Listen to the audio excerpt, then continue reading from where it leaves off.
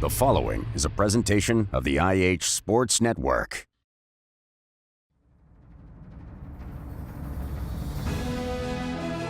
High school football is on the air. The Oneida Indians, the Scott Highlanders, with Tim Smith, Rick Keaton, and their entire broadcast teams. This is Tennessee's most complete high school football coverage. Sponsored by Twin K, South Fork Physical Therapy, First National Bank, El Rey, Lumber King, Ray's Axe, Danny's Drugs, TNT Car Wash, Tommy's Motorsports, and Mountain People's Health Councils. Produced by the IH Sports Network, Friday Night Football begins now.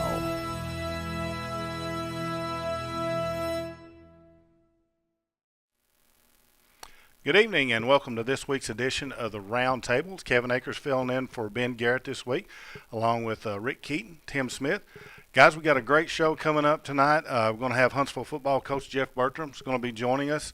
We're going to have the scholar athletes from both schools, the Scott High and Oneida players of the game, a couple of cheerleaders as well. So great night. This is the Little's Drugs and Fountain opening segment, and we appreciate them bringing this to you here tonight. And, gentlemen, let's go ahead and just get into it. Last week, the Highlanders had we'll start with you, Rick. Tell us a little bit about the Highlanders game against, who was they playing, a team out of Kentucky? Knox Central, Kentucky, from Barberville. I wasn't prepared. Ben always starts with Tim. Well, you got. I'm trying to do a little bit better job than Ben does. Thank you. The thing I want to talk about first and foremost, I think, is the Highlander defense. That defense is getting better week after week. Unfortunately, we're not getting offensive possessions to go along with that, and it sort of puts our defense in the backup position there like that, like two fumbles in the first half. They occurred on our end of the field, so a short field basically for Knox Central. This is sort of the way it happened. For the Highlanders, on our very first possession, it was an 18-yard play, 18 yards that we had to go. Micah Bowe scored a touchdown. We missed the extra point. That was set up by the defense. Keegan Boland stepping in front of a pass, returning it 21 yards to set up our field position on the 18-yard line. So the defense helped. We took care of it. We moved a little later into the first half. On our third possession, we fumbled, lost the ball at our 43-yard line. Guess what? Knox Central scored. We come back on our next possession, which would have been our fourth possession. Well, we fumbled the ball again on our 40-yard line. Took them 7 plays, but Knox Central did score a touchdown after that. So what probably should have been, at worst, a 6-6 first half, maybe the best, I should say, 6-6 first half, and at worst, a 12-6. Possibly we could have been tied no matter what if we hadn't had the 2 turnovers that gave the field position to Knox Central, and they were able to score on it. In the second half, there was no scoring by either team in the third quarter, but we come to our, fourth possession. I'm sorry, it was our fourth possession in the second half. We fumble the ball again, this time on our 1-yard line. One play, Knox Central scores. That's the final score there, 24-6. And it was funny. They scored 4 touchdowns. We scored 1. Neither team converted a point-after-kick or a 2-point conversion in the game. I mean, so it was Friday the 13th, I guess. Things just happened there like that. We get the opening possession to start the third quarter, and this is when we really needed it, trailing 18-6. First possession, a score could have done wonders for our football team. We put together a 7-play drive. We stall out on the central 11-yard line, turning it over on downs. If we could have scored there, it would have been 18-12. Would have been a much better game. So you see what I'm saying? The defense is doing enough that we can win ball games, and it's our offense trying to still find that consistency. We talk about it every week. I talk to Coach Billy Hall about it every week. Seems like we bring it up in our pregame conversation there. He says that's the one thing we got to do is have our offense sustain, put together drives, and get touchdowns at the end. And so if there's anything that's happening, that's the area that they'd want to improve on this week, is to get the offense quality possessions and certainly eliminate turnovers. We fumbled the ball 3 times, and that's not bad against Knox Central. We had 1 interception. We also recovered a fumble of theirs. So the turnovers are about even. It's what the teams do when they have those chances. Well, and field position seemed to be a big key in that as well. it certainly is a big key. And, anytime you start a drive inside the opposing team's 50-yard line, the chances to score go from about 20% to 60 or 70%, even not so good football teams. So if you let a fairly good football team do that, then they're able to score. And that's what happened. But like I said, we can talk all day about what we need to do. It's the fact that our defense, I think, is stepping up, and they're giving us a chance when we get to the 3rd and 4th quarters of a game. And that's an improvement you've seen throughout the year, correct? So, I mean, it's going to come in steps. I mean, it's going to be some growth, but we're seeing progress. Sure. And probably, I've not added them up, but if you go back and look at the takeaways that we had, Cumberland County, Eagleton, Clinton, and even last week Knox Central, our defense has managed to have takeaways, probably averaging 2, if not 3 takeaways a game. So the defense is getting us the ball. May not be in the best field position, but they're getting us the ball. They're holding the line. They're doing good things, and this team is growing. We knew that it would be a growing process because every year, the last 2 or 3 years, we've lost a quarterback and have to come in with another quarterback. So you're resetting your offense, and hopefully we're growing step by step as each game occurs. So I think it'd be good to get down to Kingston this week to see how well we've improved against our first region opponent. Then we get an off week. Next week's an open date to see what they can do to still improve things. So I'm looking forward to it, and the coaches will tell you that the team's improving, and I think the players feel that themselves. All right. Thank you, Rick. And once again, this is the Little Drug segment, getting things started off here tonight. And now we're going to switch gears over to Oneida and Tim Smith. The Indians got big win last week. It's a big win, and I region think win. It was a region win, that's for sure. That makes it even bigger. Several of the things Rick's talking about, I was thinking, well, that sounds similar. That sounds familiar. Yeah. One of the things that the Indians did very well last week was protect the football. They didn't turn it over, and one of the things though that they did similarly was struggle to move the football and struggle to score with the football. And through that entire first half of the Oneida-Wartburg game, of course, you switch at the end of the first quarter and the second quarter, so they played both sides of the field, but they always were playing on the side on Oneida's 50. Okay, Wartburg never took a snap from their own side of the 50 the entire first half, and it was a scoreless game at halftime. So credit to and Coach May said it in the postgame, credit to Mark Martin and his defense in bending, not breaking. Wartburg worked their way down. They turned it over a couple of times in that first half. It was, I believe, 4 interceptions thrown on the night by the Wartburg quarterback.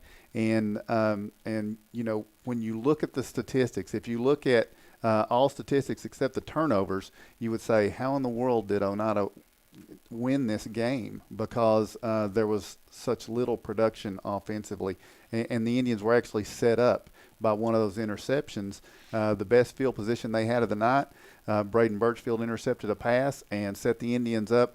I believe it was around the 30, 35-yard line of the Wartburg Bulldogs, and that's when Oneida was able to drive down and finally score a touchdown. Jesse Zachary put it in from about a yard out, missed the extra point. So the Friday whole night, 13th, all over. yeah. So the whole night, you know, you're one play away. If you're Wartburg, you're just one play away. And I'm sure their coaches were saying, "Look, guys, I know we had all this happen, and we're just one play away." And boy, did they put a scare into the Indians in the fourth quarter when they switched from the starting quarterback Swint. They switched over to Ian Francis, who was just a dynamic, athletic challenge to defend. And when they did it, they were nearing midfield, and so he was a big problem trying to stop his run. He rarely passed it, but they schemed some things up, and they started moving the football. But Oneida was able to rally and get some big stops on that. Levi James, that's the player of the game. I remember he was the first one to actually tackle Francis for a loss on that series and kind of slow the momentum. as Wartburg was heading toward that north end zone for what could have been a tying score late in the fourth quarter. So, and then, the sequence at the end, if you haven't watched the game, there was a sequence where Wartburg had a 4th down and long, and they threw a pass, and they called Grady Keaton for interference. Now, even the guys from Wartburg upstairs were they come over to look at our replay, and they were like, I don't think that's interference. But the Indians had gotten away with an interference earlier that was in the end zone, probably by Levi James. So those things usually cancel out. But the Indians were put in a position to have to answer, are you going to hang your head over this fact that they've got a fresh set of downs when you should have stopped them on 4th down, or are you going to finish this thing out? And on the very next play, Levi James intercepts the football, and the Indians get the win. So last time we went to Wartburg, it was 7-0. This time it's 6-0. But as long as you got the nothing on the other end, you're going to be okay. I think the improvement of the defense continues for Oneida, and I think concerning, though, is the offense. And we talked with Coach May about it. They haven't had the same starting offensive line in any of their 4 games. So hopefully this week, unless they feel like they need to make some changes, we'll have the first time we've had an offensive line start one week and start the next week. And you got a region win. You got Polk County coming in, and Polk County is going to want to just grind it out. Really, last year, Polk County has to be scratching their head how Oneida walked out winning that game a year ago. We kind of stole it late, and I'm sure they want to come back and exact revenge. It is a game that would probably secure playoffs for whoever wins it. So it's a huge game, and it's great to have it at home. It's homecoming, so hopefully the distractions are down. I know coaches aren't big fans of that type of thing. But the other concerning thing is still the offensive production, because week 1 you had 28 points, week 2 you had 14, week 3 you had 13, and week 4 you had 6. So now we can reduce to 3 as long as we shut them out, and we can then reduce to a safety the next week as long as you shut them out. Right. But you don't want to keep continuing in that direction, right? So and to your point about the defense, was it week before last when you played Eagleton, the defense was very good for Oneida. Right. Look at the offensive explosion Eagleton had this past Friday night. I mean, so that tells me a whole lot about the Oneida defense. Yeah, and Eagleton was down number 21, that big dynamic receiver. So that, if it looks like he probably was back Friday night, but that's not to take anything away. Coach Martin's done a great job. Coach May's working to figure this out on how to put some more points on the board, and they're going to have to do it quick because the Polk County Wildcats are ready to come in here and try to get some revenge this Friday night. It should be an outstanding game between those two teams. I'm really looking forward to game number 2 at home. All right. Thank you, gentlemen. We'll go ahead and take a break, and as we come out of the Little's Drugs Fountain opening segment here, we'll be coming back and hopefully talking to a couple of our scholar athletes from Scott and Oneida coming up here on the Roundtable right after this.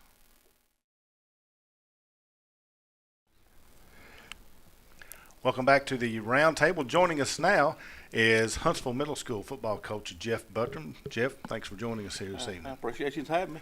A lot of success coming in so far, but you got a big game coming up. Probably in the history of this county, this would be the biggest rivalry game in the history of the county. This goes back before we even had the high schools and all that stuff. Huntsville and Oneida. Oh yeah, yeah. It's definitely a big rivalry. Even, the kids today still feels the same as whenever I played in it. That's been a long, long time ago. Long time.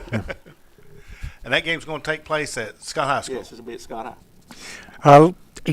Jeff, let's talk a little bit about your record right now and the teams that you've played and the teams you've had success with. Well, right now we're 1-3, and we've been playing some really tough good teams. About all of them's tough. We did get a win against La Follette, which, they look the part. They got as good a personnel looking wise as anybody. We played pretty good against them. Now, we run into a buzzsaw last Thursday night against Jacksboro, and they're loaded every single year, it seems like. And we just we come out just like we was hoping we would. Played good, got a big long, probably a 70-yard drive, and then we got down there and turned the ball over 10-yard line, and that's what I've been talking to the kids today and Thursday night out of the game. When bad stuff happens, we seem to let it snowball on us, and we just can't do that. We ain't good enough to do that. So we're working on us bouncing back, somebody making plays for us to get us back into that game. But the kids is wonderful. I had some people, I can't believe you're taking that. You're crazy. But buddy, I'm telling you, these kids, it's just like they've been playing together for years and years, and we've got kids from all three schools that's starting. So it's definitely, and I think it's going to be good down the road. Somewhere back in the summer, we talked a little bit, and you said, I'm excited for this opportunity to be a head coach for the first time, and you wanted to try your type of offense and everything in this. Still feel the excitement from that conversation? Well, a little more pressure on you whenever you're the one, whenever that referee standing there looking at you, fixing to start doing that count, and you got to get that play in there. It's a little. I used to watch Sharp do it for years and years, and I thought, son, I can do that. Well, it's a little tougher than I thought it was.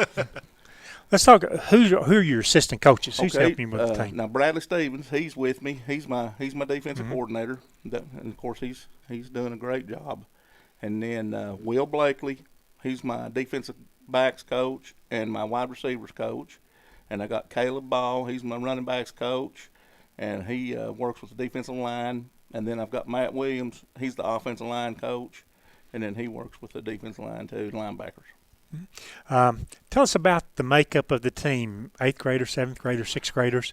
Well, actually, we added another kid to we added him last week, but I told him that he couldn't start. I wanted to make sure he was going to, willing to stay. So he come out last week and basically was our manager, and so we put him in helmets and shoulder pads this week. He's got to do 3 days in that before he can do anything, but he's a good-looking kid, so he makes number 10 as far as an 8th grader. Of course, we've had a couple that's got in trouble at one way or another at home or something, and so they ended up not getting to stay with us, but it would have been good if we could have had about 12 or 13. Right. The biggest class we got 7th graders. We've got about probably about 13 or something like that, 13 or 14 7th graders. Now, the 6th graders, we had a ton of them in the spring, and they all stayed with us. But now we was only in shorts because we didn't have any helmets, see. And so when summer started, summer workouts and stuff, the 6th grade, we only had about 7 of them come back. So we're now I've had a bunch of them say that they're coming back right when spring comes. So I hope, because that class, even at Fairview and Robbins, I mean, they've got pretty big 6th grade classes, and then Huntsville's got a huge 6th grade class. So if we can get all them out, I mean, you're possibly talking, if they all stay, maybe 22 8th graders when they get up there. Wow. Is the dynamic still working well? Huntsville, Fairview, Robbins, getting them all in there? Yep. It ain't. I mean, right now we've got about 36, and it's been a process. Like I say, I only know what the kids. I only know what the kids say and how they do, and I mean, we've had zero trouble with any of the kids being from different schools, and I mean, when you watch them, they're not just in a Fairview over here, Robbins over here. I mean, they're mixed in together. I mean, it's worked out a whole lot better than I thought. I thought maybe we would have to coach them into, but I mean, it just kind of course, it's different now than it was when we was kids. They all knew each other anyway. You got Facebook, and then these kids are traveling out, doing a lot more stuff than we did. I was at the house all the time. So these kids knew each other a lot of them's played with each other on them AAU basketball teams and Storm football, and so they all know each other already. So it wasn't like a bunch of kids coming there that didn't know each other, So that probably made it a little bit easier. And that will certainly, we think, help with the integration Yeah. as they transfer on to Scott High. Mm-hmm. Yeah, and I think, with them being younger and already starting to play, together, Mm-hmm. I think it'll help when they do get out there. I think it'll make it an easier transition. Without giving away any secrets, what do you see about Thursday's opponent, the Oneida Indians? They're good. I know right now we have got to stop. Well, actually, they got a two-headed monster in the backfield, but the one that you hear about the most is I think he's a Duncan kid. I think his last name's Duncan.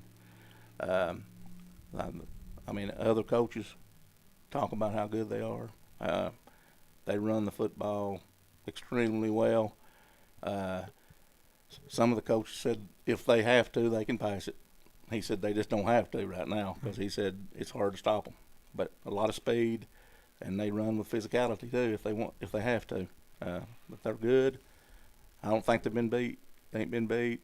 They played. I think they played. We played Lake City in a jamboree, and they played Lake City last week. And I want to think somebody told me the score was like 22-0, but then I found out I think there was like 220-something yards and penalties called up there. I heard there's a lot of penalties. It's hard to get into a flow of a football game when there's a flag. Last I heard, there was 25 penalties called in the game. So among the two teams. Yeah, between the two teams. So I don't see how you could ever get in any kind of rhythm or running anything, with that many penalties. Well, that's akin to 50 fouls being called in a basketball game. Nobody can get any rhythm going like that. Yeah, but they all do a good job coaching them. They won it last year. A lot of people says they're going to win it again this year, and this is going to be a fun game for us. This is going to be a challenge, but the good thing about it is, it's like you said in the beginning. The rivalry gets the kids fired up, want to play a little harder, want it to hurry up and get here. And playing at Scott High on the turf field, yes. And that's exciting. Is that big? Yeah, that's exciting, getting to play on the turf field.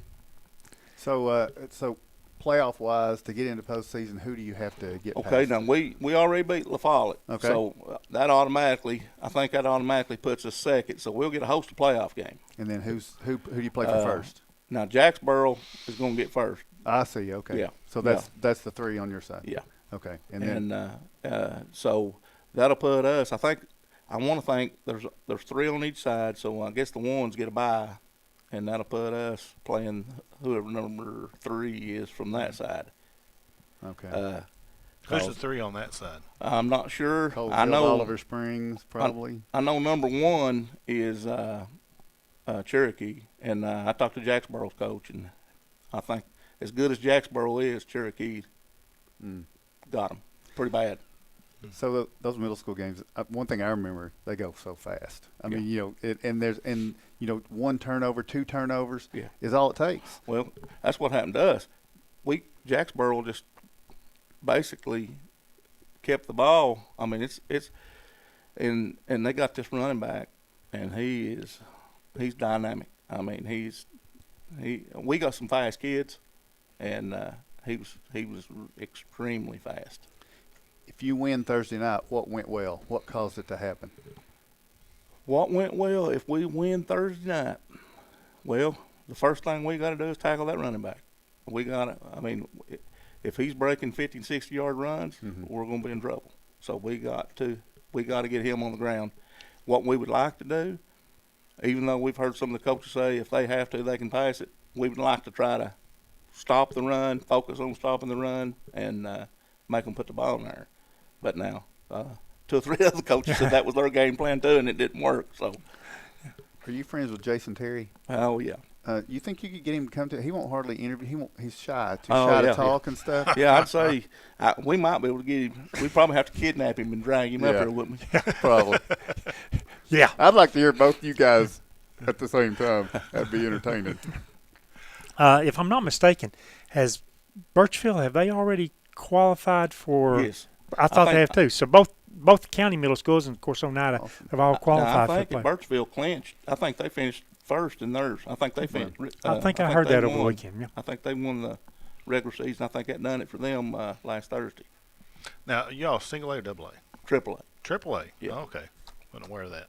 Yep. Because of the combination, they took all three schools. Well, I thought that's what it was, but I mean, I had one Had to coach tell me that we're in it because of combining, but probably the numbers will really shake out, and we'll all be in double A. So, but I mean, I don't know where I'm not in the. I just coach. I don't know what the numbers are. All right.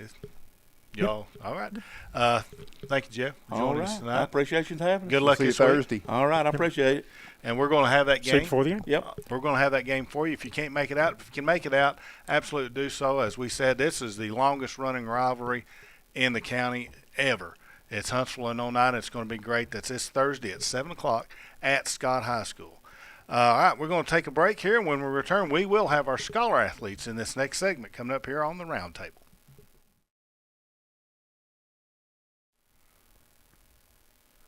Welcome back to the Roundtable. It's now time to talk to our scholar athletes from Scott and Oneida, and thank you all for joining us. We'll go ahead and get started. Tim, you've got Philip Thompson, this week's scholar athlete from Oneida. Yes, Kevin. And Philip is from the Oneida Band, the Pride of the Tribe. And so as a former Pride of the Tribe member, this is the first scholar athlete we've had from the Pride of the Tribe. So I'm excited about that. And I know a lot about Philip. And I'm not going to go through the whole bio that we went through on Friday night because I got too many questions to get to. One of the things, Philip, that we talked about is let everybody know what instrument you play mainly, and then what other instruments you can play. So mainly, I play clarinet because that's the one that I've started out the most on. But I play tenor saxophone in the marching band. I also take piano and voice lessons. I tried the violin, but it's a little. So now It's about like the banjo. yeah. Yeah. Well, here it's a fiddle. Okay, so, but now You got strings and then you got strings. exactly, There you go. that's exactly right, Phil. So now, so piano voice, was that first? Did you? Because I started on the piano. I learned to play on the piano first, and then not well, by the way. So nobody asked me to, but and then went on to the trumpet. What did you start with? I started on clarinet. You started clarinet, and then went to Yes. was that piano was harder then, right? Did it seem to you? I have a good teacher. Yeah. Well, Jessica apparently Rash. he says that, but your mom said you taught yourself the saxophone, right? Yes, I did. It was needed for the band. Okay. So he just said, "Hey, play tenor saxophone." I was like, "Okay." So All right. So now, if I remember right, you're a 3-time All-State East, right? that's correct. So in band, you've got East, Middle, and West, and you all get to go to Gatlinburg, Yes. and the best of the East gets together, and you assemble into 2 or 3 different bands there. Two right? bands. Two red, bands. Red band and the blue band. Blue Okay. band being the higher band. Okay, and you were in the The blue band. because it's the higher band, of course. There you And so that means what they do then in the state is they take the blue band, and then the people who get high enough, they assemble for an all-state band. And we've had that here at Oneida. I know of a few particular instances, and I made the prediction Friday night that I think we may have another one, and I certainly hope so. I don't want to put any pressure on because it's tough. When you go in, you're sitting. Is there one judge or more than one judge when you go in there? You don't know. You That's the difference. Other honor bands, you get to see the judges, but Okay. at all East, it's You got a curtain. Yes. Forgot that. Yeah. So and you'll have something what you're going to play, and then they'll have something they just give to you on the spot, right? Right. Wow. And you got to play it and prove. So I mean, 3 times Philip has done that and made All-State East. It's an amazing accomplishment. I mean, it's a great job. So so now looking forward, what do you think you have to do? What do you think? And I know you've looked at your scores because you get to look at the scores. What do you think you're going to have to do to make that jump to get to All-State? I'm going to have to lock in and start practicing some more of my scales. That's where I struggle the most. Okay. All right. do they check the speed of the scale or just the accuracy? There's a lot of different stuff that goes into it. How balanced it is, Okay. rhythm-wise, all sorts of different criteria. All right. Now, when someone's a musician such as yourself at the level that you're at, a lot of times in the band, your band director will ask you, or you'll have aspirations to be the drum major, but you didn't do that. No. Why not? I like playing. Okay. The drum majors, they're on that podium looking down at the band. I just want to be part of the band. Okay. All right. So that's the main reason. Okay. So you just rather be playing. Right. All right. And so tell me about another part of being in the band. I was in the band, so you're going to understand. This is going to be true when I say we're different. Okay. We're different, and one of the things that's nice about that is a lot of times there's people that welcome you in the band, and it's a place where you feel at home. Who is some of the upperclassmen when you came in that were good to you and made you feel at home and a part of the Oneida band? Band was one of the first things that I got exposed to whenever I moved up here. So I moved up here from Fayetteville, Tennessee. I was here before in 3rd grade or so, but I didn't really have anybody whenever I moved here in middle school. Yeah. So I came here, and immediately I was like family. Yeah. So some of the upperclassmen, Bo Chamberlain, Yeah. he's one of my good friends. Okay. What's that one proverb? Iron sharpens iron, Yeah. as one man sharpens right. another. That's right. We have some debates now and then, but after that we come stronger. There you out go. Stronger. All right. That's always good. Same thing with me and Ryan Day. Okay. Yeah. Ryan was the drum major last year. He's graduated, right? Yes. Yeah. He's on the UT band. That's now, correct. right? Yeah. Yes. Speaking of Philip, what's the future for Philip Thompson? What's next after this senior year? I want to be part of the Pride of the Southland band. All right. Yep. That sounds Great good. answer. Going to do the clarinet answer. there. Hopefully saxophone, if they'll let me. Okay. All But right. when you're a music major, you mostly have to do your primary instrument. Oh, I know. and you have to do. Tim played 2 years with the Pride Well, South. not as a music major though, and No. that was the difference because that's what separated me. I was not going to make a life in music. It was just kind of a hobby for me, and I know that there's a lot they ask. But let me ask you this, and we're going to get to Autumn here. But so you're going to be a music major. What's down the road? If you say Philip at 30, here's where I want to be.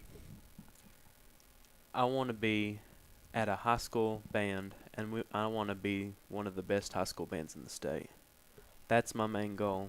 Excellent. I've seen some bands at these competitions, and I'm like, I want to lead something like that. Yeah. That's my main goal. Wow. That's excellent. You can do anything. That's for sure. Scholar athlete, I appreciate it. and I know we talk mostly about band and not the books, but that's my fault because I love the band. So The band helps the books. I agree with you. We better go because we can sit here and talk all night. So Autumn is here, and Autumn, thank you for being here, Rick. If Autumn looks familiar, she sat there where Philip sat last week. So Autumn is sort of coming around many times, but she's here tonight as a scholar athlete. Do you know what your current GPA is?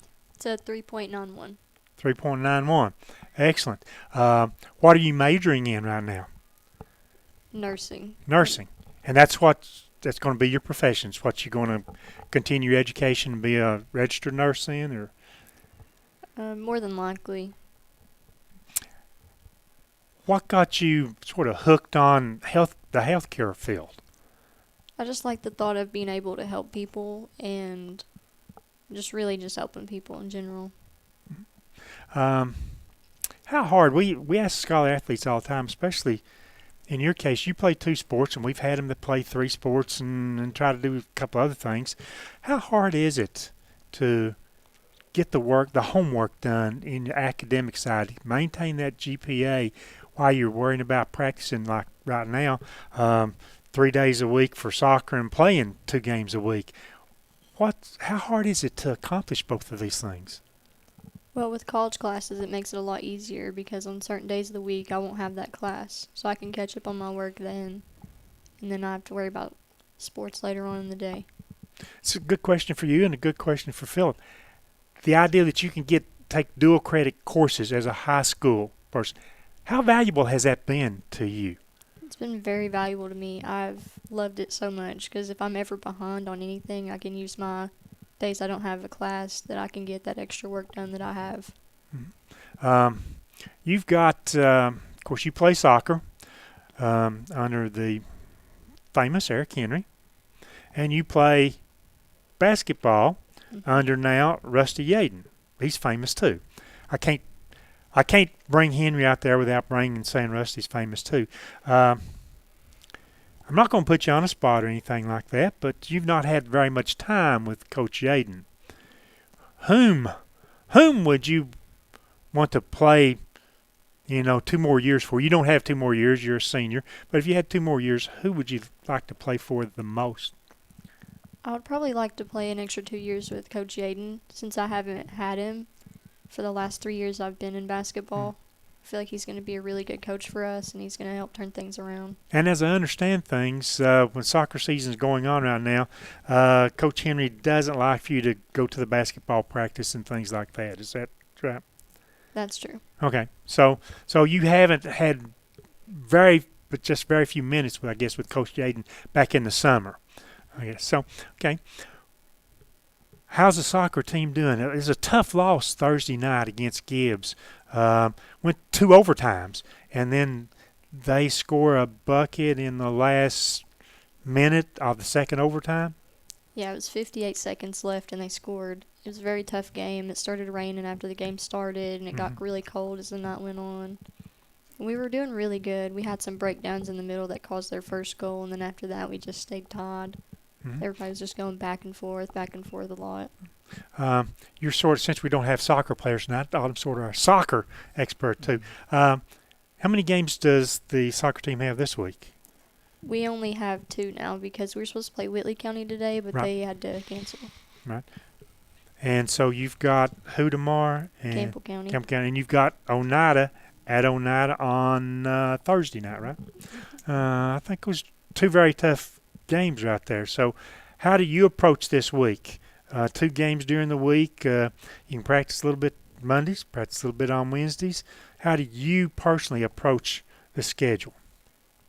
Well, personally, I start by just going to practice and listening to what Henry has to say about what we did wrong in the games, studying the film a little bit when I have free time, and seeing what personally I could do better. And then just going to the game and trying to stay focused into the game and focus on doing the things better that need to be done better. I want to take it back to the academic side. Any 1 or 2 teachers that you've had in your high school career that you want to throw a shout out to? That's tough. Well, you can make it 3 or 4 then. I'd say definitely Mr. Smith. He's always been there for me. Anytime I've had something go wrong, he's always given me somewhere to go. And then also Ron Hoffman. Even though I've only had him for 1 class and I'm not a part of his band, but he's always welcomed me in there as I was one of his own. Did you ever want to be part of the band? No. Okay. No, not musically inclined. Okay. That's very good. Last question I've got for you. Everybody calls Henry Henry. Is there anybody that calls him anything, Coach Henry or anything like that on the team? Nobody ever addresses him as Coach Henry. We've all just addressed him as Henry. A lot of respect. Call the last name as the first name there. That's great. Autumn, congratulations on being the Scholar Athlete this week. Thank you. Thank you, Philip Thompson, Autumn Brummett, for joining us. Congratulations on being this week's Scholar Athlete. Best of luck with your future endeavors as you manage your way on out. Before we go, I want to mention all of our sponsors here tonight. Of course, Little Drugs and Fountain, Twin K Construction, South Fork Physical Therapy, El Ray's, Razaks, Lumber King, Danny's Drugs, TNT Car Wash, Tommy's Motorsports, Scenic Foods, Mountain People's Health Council, and First National Bank, our sponsors this evening here on the Roundtable. We're going to take a break. When we come back, we'll have this week's Players of the Game from Sky High, and then coming up in a little bit also from Oneida, and cheerleaders will be joining us as well, so be sure and stay tuned here on the Roundtable.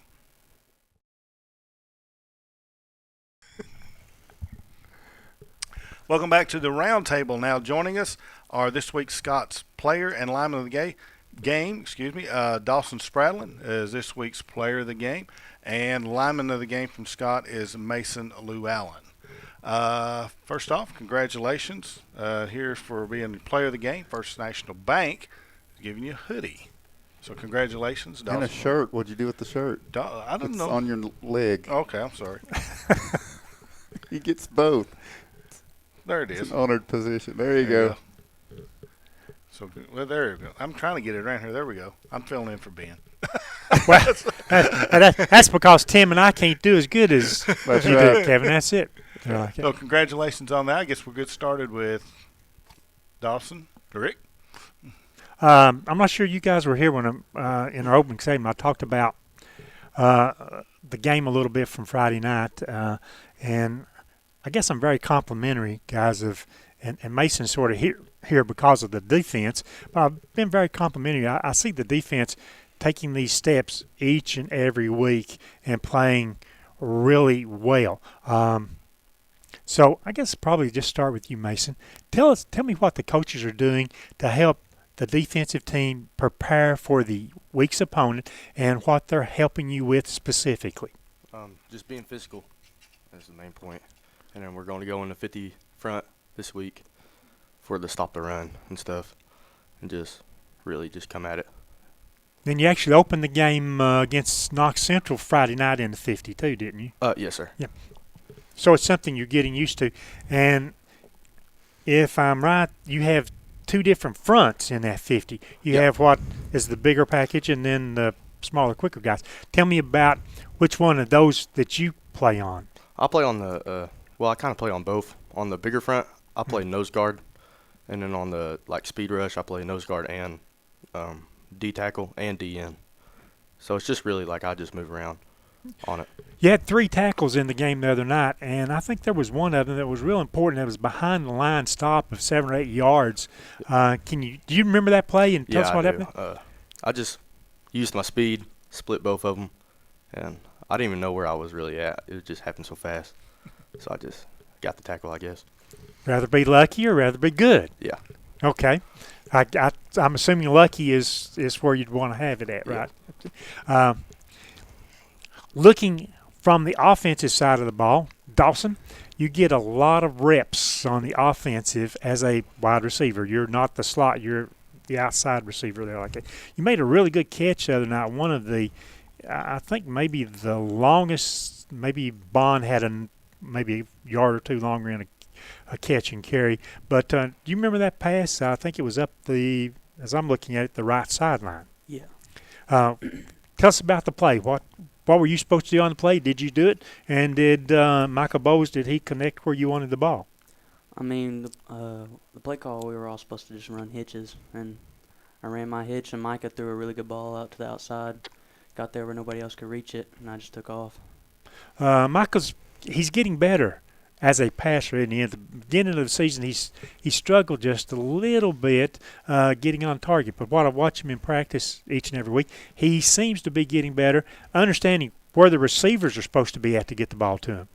Yeah, he's definitely been improving a lot, and he's been playing a pretty big role in getting things moving. Which coach works with you the most as a receiver? Definitely Billy. It seems like he works with just about everybody. Yeah. You're also playing a little bit defensive. You were in the beginning of the year, but I think that Keegan and Brett, they've sort of secured the 2 corner positions, right? Yeah, they started me out at corner at the beginning of the year, and then haven't really been corner much. Preference, offense or defense? Offense. Because you get to catch and run with the ball? Yeah, I just really love that. I also mentioned in the pregame about our offense. We take 2 steps forward. Sometimes we'll take not 1 back, but sometimes 3 steps back with fumbles, turnovers, or costly penalties. What's the mindset of the team if you go out there and, hey, we're moving the ball well and suddenly we get a holding penalty or a personal foul penalty and then we can't pick up a first down and have to punt the ball? Tell us about that mindset. I mean, it definitely takes down the morale of coming out and fumbling the ball first play of the drive and everything, and I think that plays a big role in the losses and everything because we really just got to get the little things together. I mean, if we don't have these penalties and fumbles, I mean, I think we'd be able to move the ball pretty well and get some points on the board. Mason, are you playing any offensive?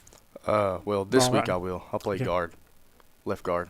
So Is that just as a step up, or is somebody hurt in the line? Hayden Mason's hurt, Okay. and yeah. So Hayden's the left guard normally, is that right? Yes, sir. And is that where you're going to play the left guard? Yeah. Okay. So that'll put you going both ways. Are you in condition to do this? Yes, sir. Okay. You're I like to say I am. Yeah. okay. Well, You don't gonna let the coach know you're not. Yeah. I'm going to watch. I'm going to watch practice the next 2 days. I'm going to have my eye on you. Can I ask Mason? Yeah. I'm just curious. You said you line up sometimes nose guard, sometimes tackle, sometimes end. What makes the decision on where you're going to be? I mean, I'm sure the coaches make the decision, but is there some formation, or how's that decision made? Well, this week we're really going to switch it up between me, Hunter Lawson, and Braden Potter. That's why I don't get the offensive line like used to the speed and the size and stuff. So we're going to like switch around a lot.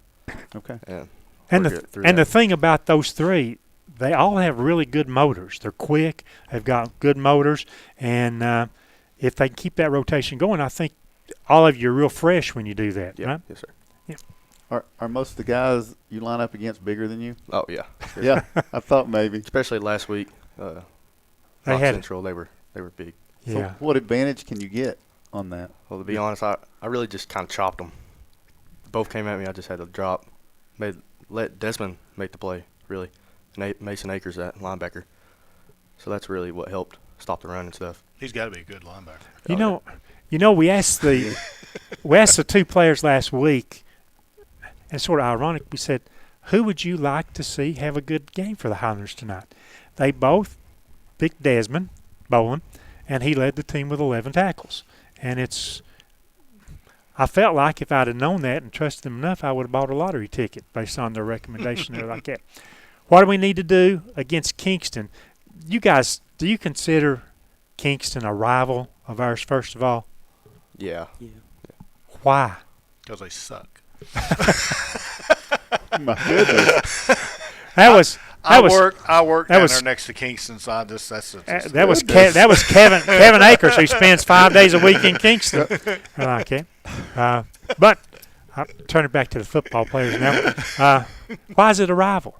I think it's just all the years we played them. I mean, we played them almost every year since football even started at Sky High. So, I mean, I guess just I think we indeed have played them like 48 out of 54 years. Yeah. I think so. Yeah, it's the same answer for Yeah. you. Yeah. Okay, Dawson, that's good. I'll ask you, what do we need to do well to Stop pick the up a run. win? Stop the run. And Kingston's heavy run, right? Yeah. They're going to run at you, and they're going to try to run the Jets to each side. And they got two good running backs this year. Number 6 and 14, we're just going to have to contain them. But their offensive line ain't no bigger than Knox Central's. So Right. I think we'll So be you good. think that was good practice to play Central last week to Yeah. get to them? Okay. What do you think, Dawson?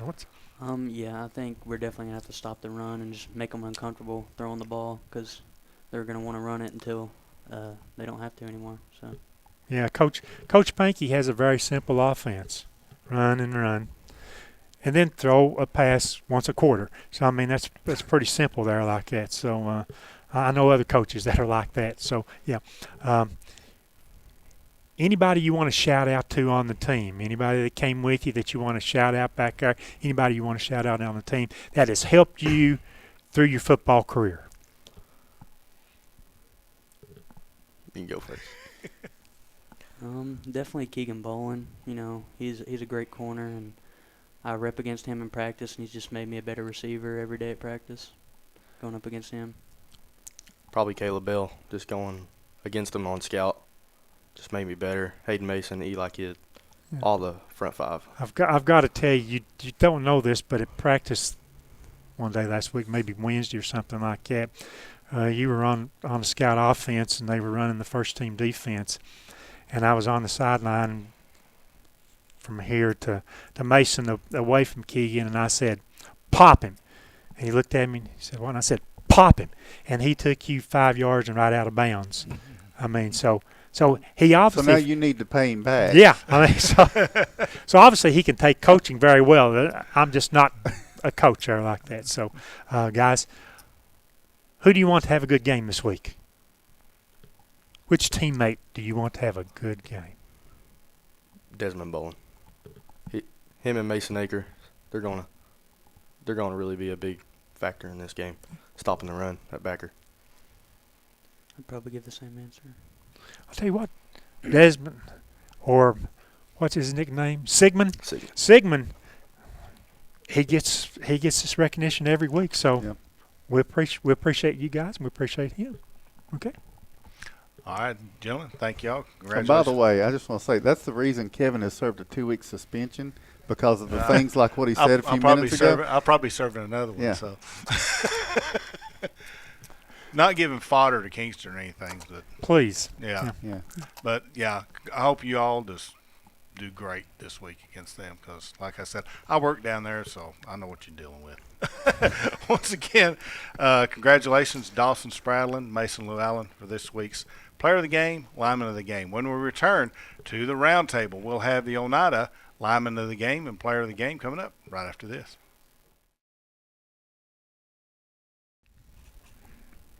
And welcome back to the roundtable. Next up is the Oneida Player of the Game and Lineman of the Game. Our Lineman of the Game, Jesse Zachary. And our Player of the Game is Levi James. Levi from First National Bank, congratulations on Player of the Game. There's your T-shirt. Thank you. And when it gets cold, probably like in the mornings right now, here's your hoodie. Thank you. Tim? Well, that makes 2 for Levi, right? Yes, sir. So you can share. Yeah. Or you can just keep them yourself, Yeah. whatever you need to do. What So- girlfriend gets the second one? There you There you go. go. That's There it. you go. So I'm going to start with Jesse. Jesse scored the only points of the game on Friday night against Wartburg. Jesse got the touchdown in that one. And Jesse, talk to us a little bit about the offensive struggles that Oneida has had. Now, we know, we talked about it. Wartburg, it's always like this with Wartburg for whatever reason, and especially down there.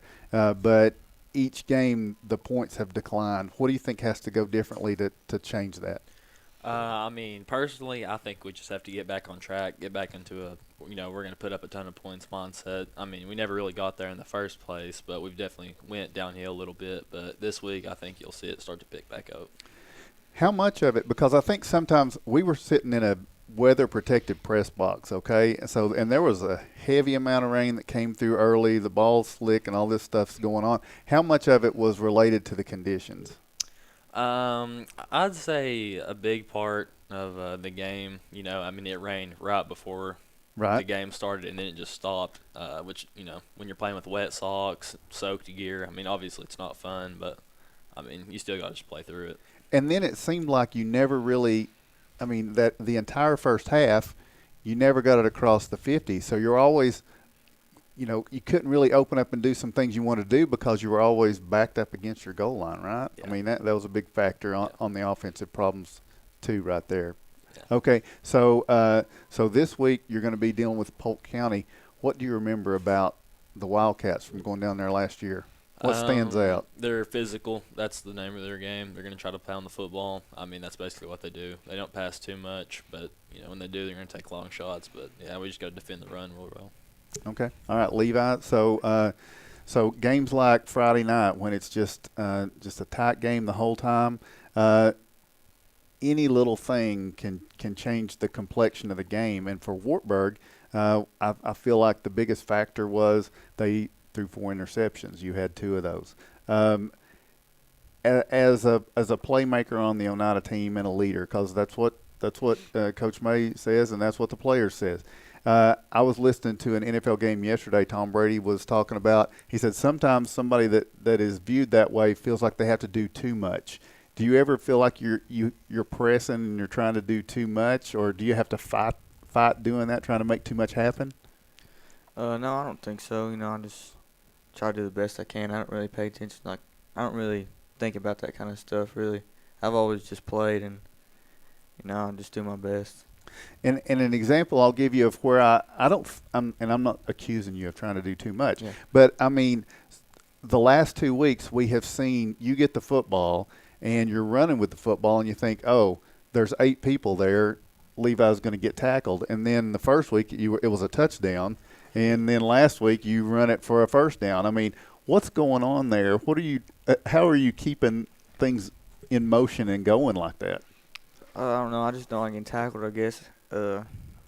Just little. That's just my little man syndrome or whatever they call it. Is that what it is? Yeah. Well, there's an admission of that. So, but how do you do that? I mean, are you getting leverage and keeping the legs churning? Who taught you to do that? It's not Cam Cash on that last one that I got the first down. You could see him grab me and start pulling me. So, I mean, that's him too. And then the first touchdown, that was just everybody getting behind me and pushing on me. That's the only reason why. And keep your legs moving too. Yeah, it's part of it. All right, Jesse. So, lineman of the game this week and the offensive line for Oneida. Now, you're not on the offensive line. You got it as a defensive lineman. But talk about the offensive line because they haven't had the same guys together 2 games in a row, mostly because of injury. What about this week? Is there any changes on the offensive line? I don't really think there's been any changes. I mean, some people have repped a couple different things, but for the most part, we're staying the exact same as we were. Obviously, we struggled a little bit as a team last week, but I think, like I said earlier, this week I think everything will pick back up again, and I think everybody will do just fine where they're at. Yep. So but is it different not knowing exactly who's where in the offensive line? Does it as a runner, as a running back, does it change? You're familiar with Cam, for example. You know what Cam's going to do, but the other guys, does that change anything in the way you run? I wouldn't say in the way that I run, no, because the plays are designed to hit certain spots. So, you still got to try to go do something. But yeah, it's definitely different when you have one offensive line to start, and you know what your strengths and weaknesses are with one offensive line, and then 2 people get hurt, and you have to change up. Right. So now you guys have changed packages a little bit. We've seen different things. It was mostly shotgun the first couple of weeks for the most part when it was Gabe and Brock alternating. And then it seems like we've seen Gabe under center more, and we've seen this cowboy package more. And Levi, so in the shotgun package, you're a wideout in that. But in the cowboy package, you're one of the wing backs. Do you have a preference on those 2 packages, or do you like both of them for different reasons? I like both of them. I like playing Cowboys because I can block. I can get up in there and hit a linebacker or something. I like doing that. So. Okay, and then you carry the football on the jet sweep a lot in that. So how's that different? Yeah, it's being close to the quarterback. I like that. You don't have to run as far and don't give him time to set up. Really, I like that about it. Yeah, it seemed like we really jumped into it in a surprise move late in the game 2 weeks ago against Eagleton, and they had no answer for it. And then you ran it some last week. So are we going to see – do you think we're going to see the cowboy package increase or just about the same? I don't know. I haven't talked to Coach May about it. It's whatever he wants to do. Well, I bet you're right about that. Yeah. So now, got a say in it. For Polk County defense, what do you feel like works best against them? You saw them last year. It was a great game last year, and it was a fantastic finish. But do you feel like pass or run is more of a good choice against what Polk County does? I think we passed for 2 touchdowns last year, mm-hmm. So I'd say that's probably what we'll try to do a lot of. Play the strength next week about Polk. What do you remember about the Wildcats as far as their offense? Because you'll be a defensive end. That's why you're here tonight is your defensive end work. The biggest play from a defensive end a year ago was the last play of the game, right? And he's not available. Aiden Frazier's who I'm talking about. He got the sack to end the game. You're going to be asked to get after that quarterback here. What do you remember about trying to do that against Polk County? The first thing about him is he's big. He's quite big for a quarterback. Not only is he tall, but he's got some weight on him too. He's a real stocky kid. He can throw the ball. He can run a little bit, and they got a good offensive line. So, really what I'm going to try to do is I'm just going to try to hit him whenever I can as hard as I can, hopefully tire him out. Since Ben's not here, I'm going to stir up the controversy. Oh, well, okay. More? Well, Ben always has to do that. Since I've known your dad a long time. Let's take the Joey Zachary high school senior and the current Zachary sitting to my right now. Who would win the 50-yard dash 50-yard dash. Well, he jokes around with me all the time. Said he'd leave me in the dirt, but I don't know. Just tell me the truth. Okay, you think you would smoke him? I don't know. Okay. Yeah, I'm gonna say I'd smoke him. Okay, that's really all I wanted to know there, Jesse, was that that you had the confidence that you could go out and win the race. Yeah, that's good. All right, so Levi, you've been here twice now as the player of the game. If you hadn't been selected player of the game this past week, who do you think should have been? Who did we miss on if it wasn't you? Ben Gilbert probably. He had 15 tackles, something like that. It's a big game. I know, it's hard. You guys make it hard. I mean, because we sit up there and you got to make the decision because we got to get the graphic up at the end of the game, and I mean it's tough. But I think just the interception to seal it. Yeah. That's on you. That's your fault. You took it from Ben, okay? I know. So you apologize to him. That's not our fault. But Jesse, what about you? What do you think about as far as a player game? If it's not Levi, if it wasn't Ben, who do you think had a good? Honestly, I would probably say maybe Braden Birchfield. Yeah. Something like that. Also played really good on defense. And so I just want y'all to know that was the discussion. As soon as we went to commercial at the end, and I'm saying, guys, we got to pick a player of the game. Who's it going to be? And it was, Levi. Look what Levi did. Look what Braden did, because that turned everything, didn't it? That was the first time, because of Braden, you guys actually had the football in Wartburg's territory for the first time. So I think y'all, it makes me feel better that y'all would have the same discussion we had, because that's what we talked about. Jesse, something else. Have you watched the replay?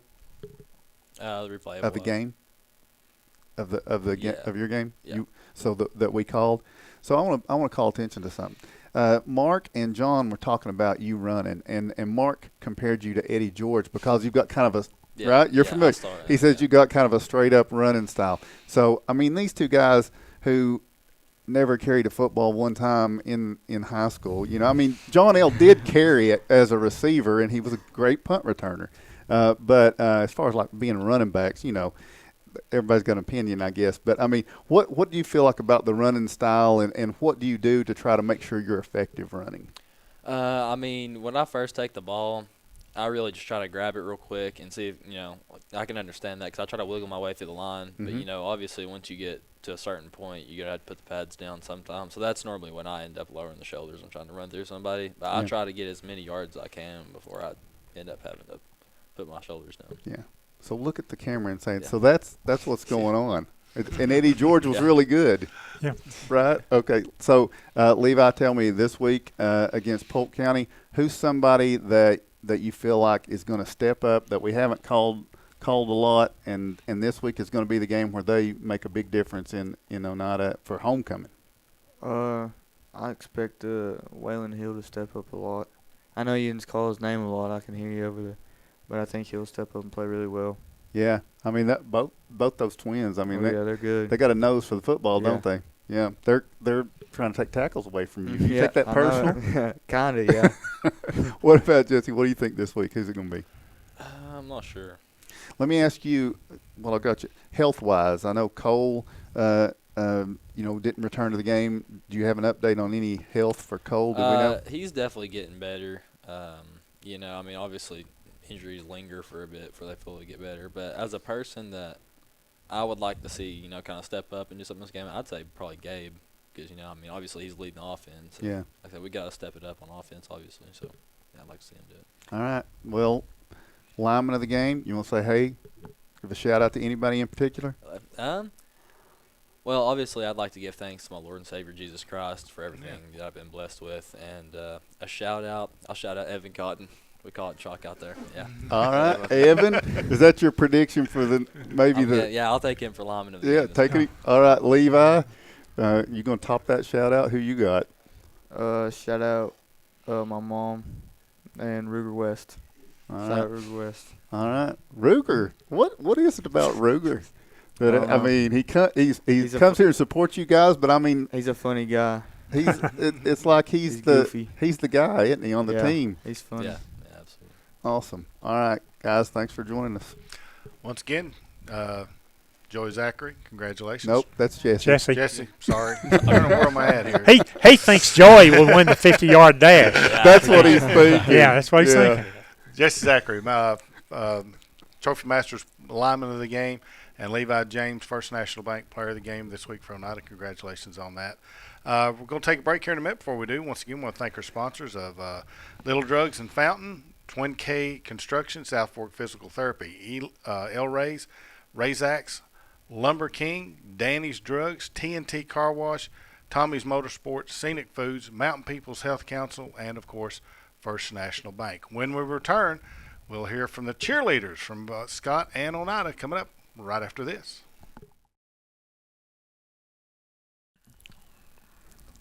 And welcome back to the round table. Kevin Akers filling in for Ben Garrett this week, Rick Keaton, Tim Smith, and now we are honored to have the cheerleaders. First from Scott, we have Praley Sexton, and from Oneida, Adeline Brummett. Welcome, ladies. Buttram. What'd I say? Brummett. Well, Okay. so in his defense, I do that a lot. No, here I'm going to say Ben had your name misspelled completely, so he had to go back and fix that. So once again, this is on Ben. Yeah. Yeah. My apologies. That's the reason I'm changing mine, so I won't be embarrassed. So, Rick, we'll go ahead and start with you. Hey, welcome, Praley. First of all, what grade are you in? I'm a senior. A senior. How many seniors on the cheerleading squad? Oh, there's a lot. I think there's like 10. 10 out of 16 Yeah. or 18 cheerleaders? Okay. Wow. How did you guys enjoy the game last week? Down on the field, a little closer to the team and everything like that. What was the experience like Friday night? So before we wasn't even on the field, so it was definitely different for us. A lot of us enjoyed it better, and some of us didn't like it. But I think the majority of us liked it better down there. So. Do you cheer basketball also? I do, yeah. Do you have a favorite sport? I understand basketball better, but I love football, so not really. Right answer, I guess. You covered both of them. They're like that.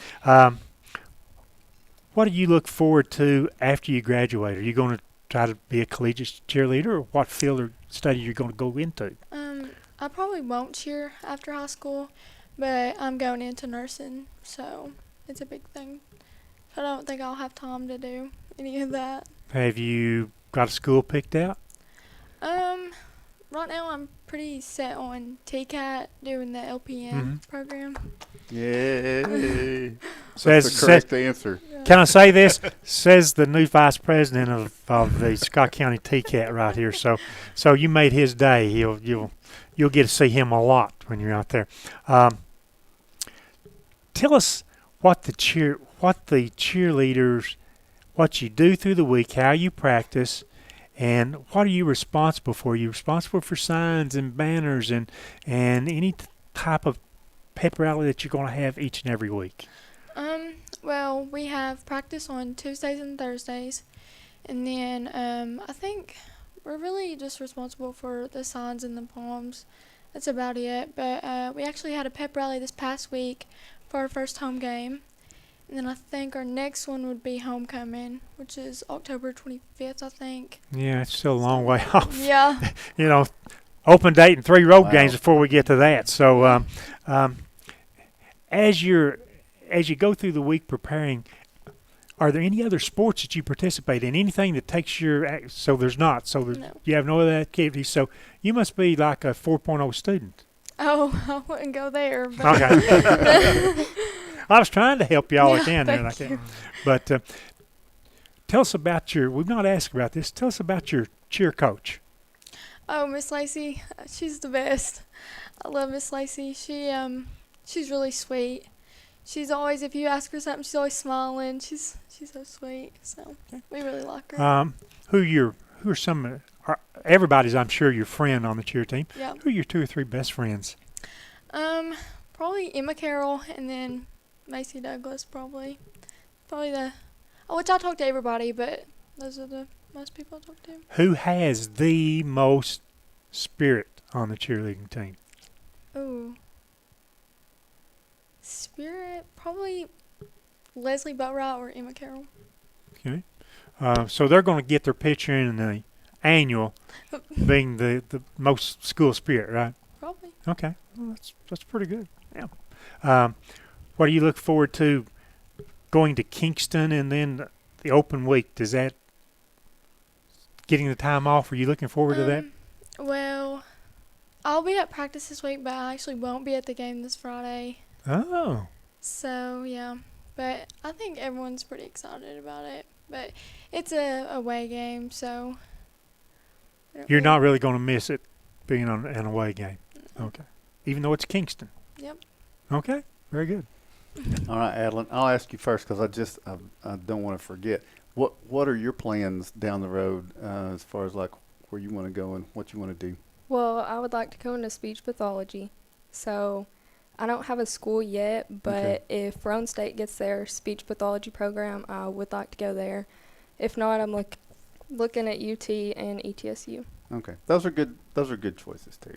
I like TCAT, but those are good places too. But you don't offer that program. We don't. That's correct. Roane State does a great job with it, and University of Tennessee as well. So let me ask you, Adeline, because it's a different week at Oneida. They said their homecoming is October 25th. This is it, homecoming week. How is that different for you from everything else? So homecoming week is very busy. So we'll start Friday. The senior cheerleaders will go to the elementary to greet the kids. Then we have a pep rally there. Then we go to the school and have another pep rally. They'll have powder puff and everything, and cheerleaders will work concessions. So this week is definitely just go, go, go. Like we have to make the run through as well at practice for halftime and the game. So definitely a lot going on this week. So you're a senior cheerleader. How many you all have? I think 7. 7. Okay. And then the powder puff, you said you're working the concessions during powder puff. Yep. Did you consider playing, or are you allowed to? I'm allowed to play, but I think it's better if I just sit out of it and let the other more athletic people in my grade play. So is it grade against grade in the powder puff? Yeah. Okay. Who do you predict is going to take that one home? Well, I hope it's the seniors, but the juniors will definitely be tough competition. Rough for group. Yeah. They play dirty. Yeah. Yeah. I figured that's what it was. You didn't want to say it, so I just said it for you. Yeah. They normally win. Okay. So now tell me that we've got the homecoming this week. So who are the candidates for homecoming? Do you know them off the top of your head?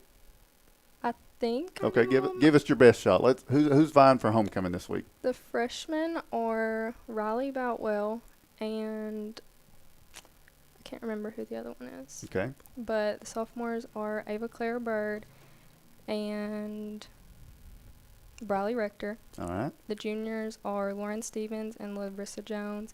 The seniors are Lauren Thompson and Lexi Buttram. And then the other freshman, I just thought of it. I think I lost it again. Is Katie Mae Sexton. Oh, you got them all. Yes. You should get very credit for that. Now, I know she's in the room, okay?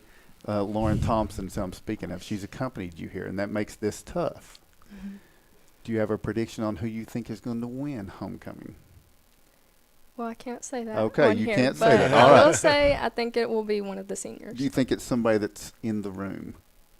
No, I'm just kidding. I'm not gonna put you under that kind of pressure. But how do they vote on homecoming? Because I know once upon a time through the years it was like at one time the football team voted, and then later on they opened it up. Everybody voted. How's it done now?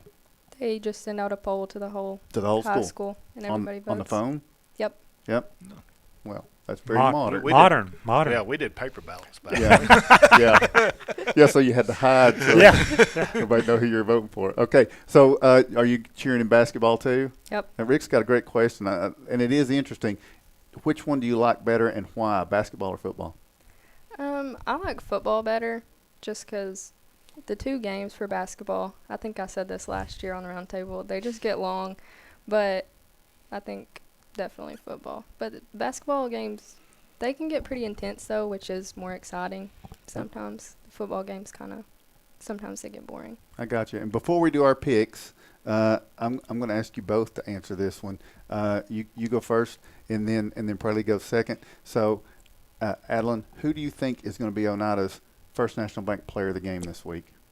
This week, I could see Braden Birchfield. I think he's had some good games. I think last game with that interception was really good. Yeah.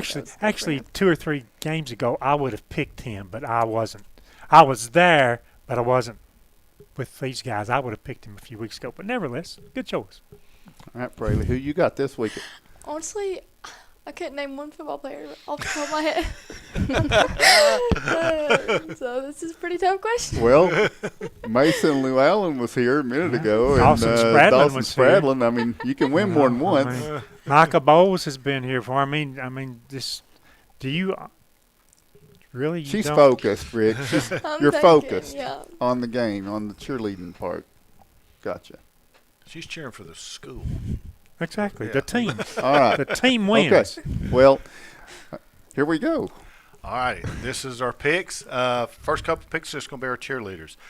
First game out of the box, Polk County at Oneida. Oneida. Ronaldo. All righty, that's going to be a tough game. Next one is Scott at Kingston.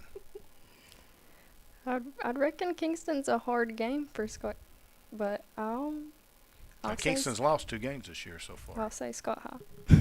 Scott. Scott High. I'll go with you on that one. I'm hoping Scott High wins that game.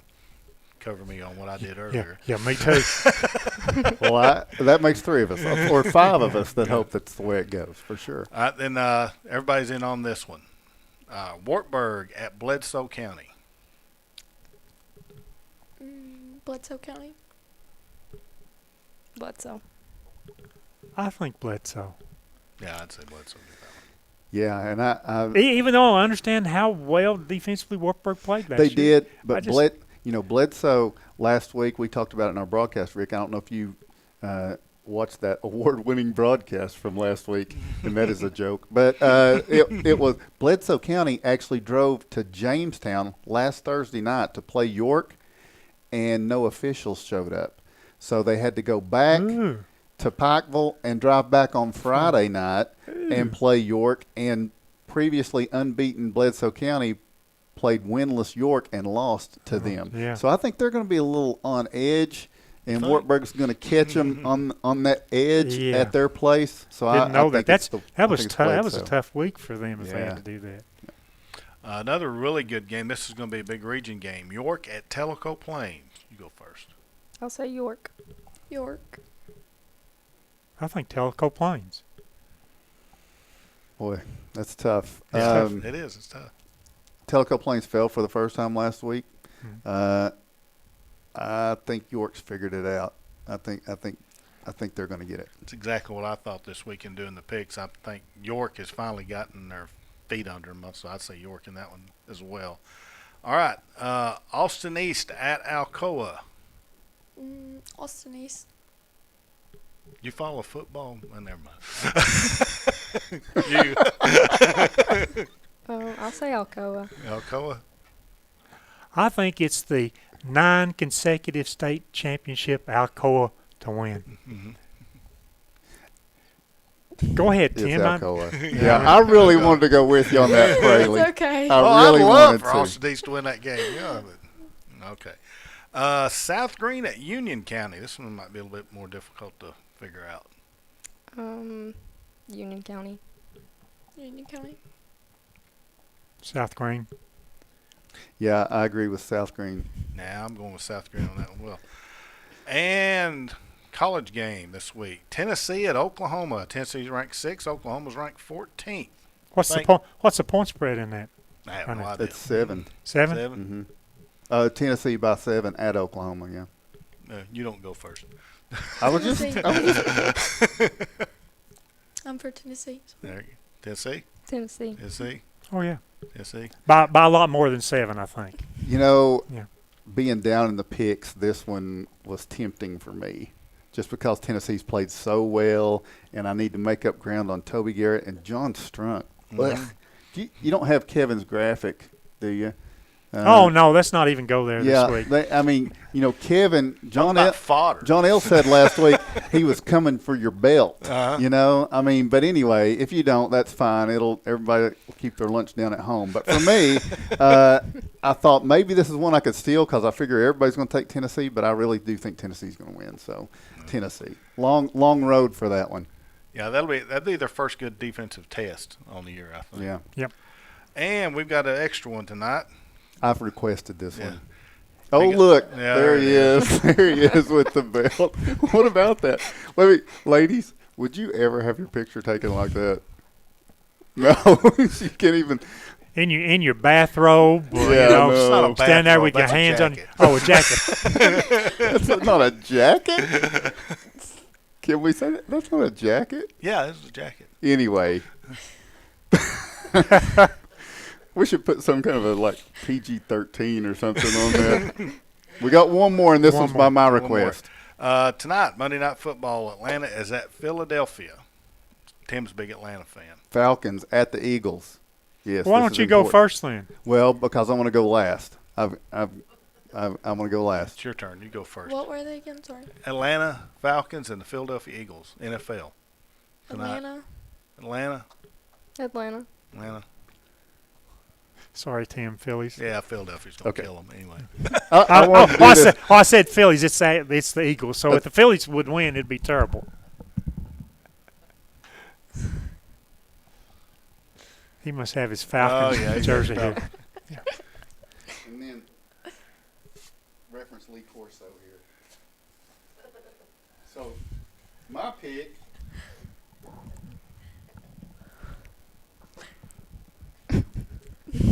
Man, that dates it right there.